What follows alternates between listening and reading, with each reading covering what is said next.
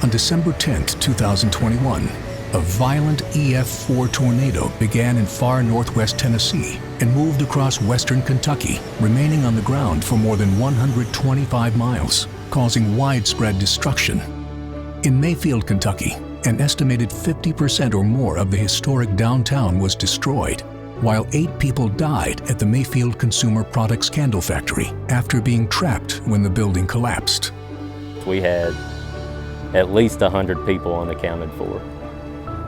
Whenever we got there and saw the candle factory, and it looked like ground zero of 9/11. Just metal wrapped around everything. We actually pulled out 3 guys still alive after working on them over half the night, trying to get them out. It was determined that the safest, most effective method to cut through the wreckage was with a demolition shear attached to a cat excavator. I immediately got on the horn and we called Boyd Cat. They had one in Louisville. I said, whatever you guys got to do, get that thing here. Here came a low boy with a 323 and a set of shears on it. And that was huge. That allowed us to advance so much quicker. They were all aware of the situation and they jumped to help us. They knew, what the stakes were. And, it was seamless. The tornado tore through the center of town, resulting in catastrophic damage throughout Mayfield's historic downtown square. Only large piles of bricks and lumber remained in the hardest hit portions of the downtown area, and streets were literally buried under debris. There was never a time in my life that I thought I would be in downtown Mayfield, running an excavator, grabbing cars, picking them up with the excavator and just literally slinging them to the side just to get one lane open, just so we could get the school buses through. Poles, bricks, roofs, you name it was sitting in the middle of the street, on their side, upside down. It was an absolute madhouse. Grain elevators at Mayfield Grain Company were destroyed by the tornado. A salvage company was hired to preserve as much of the commodity as it could. The power company said, well, we can run your power, but the power may stay on for a day, then it'd be off for a day or two. We couldn't accept that, so we brought in our own power plant. We rented them from CAT. We rented 4 or 5 generators so we could keep our equipment running.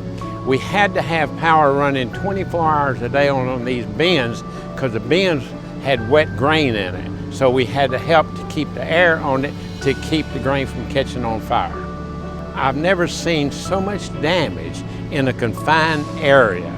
Support from contractors and governmental agencies has aided the ongoing cleanup and recovery effort in Mayfield and elsewhere in western Kentucky. There's been lots of help, and I can name off many organizations, whether it be Samaritan's Purse or Mercy Chefs or Boyd Cat, that have been a big help, and we notice that and we can feel that. This is a community where everybody helps everybody, and every farmer that owned an excavator or a dozer, every contractor, even though they were on another job, they're loading up their equipment and they're heading to Mayfield and anywhere along the tornado path. You see this stuff on TV all the time, but the amount of people and everywhere that they come from to come and help, it was like something you saw in a movie. And they weren't there to take pictures, they were there to work. They brought their equipment, they brought the supplies that they needed with them. A lot of buildings that was destroyed, that a lot of history is gone, and some areas I've been in, you really couldn't even recognize where you were for sure. And all of my cat equipment has been a part of cleaning that up and taking care of it because it's equipped and to handle that type of work. Now we're in the process of building back to rebuild those memories of what once was, and hopefully everything will be built back better and stronger than it ever was before.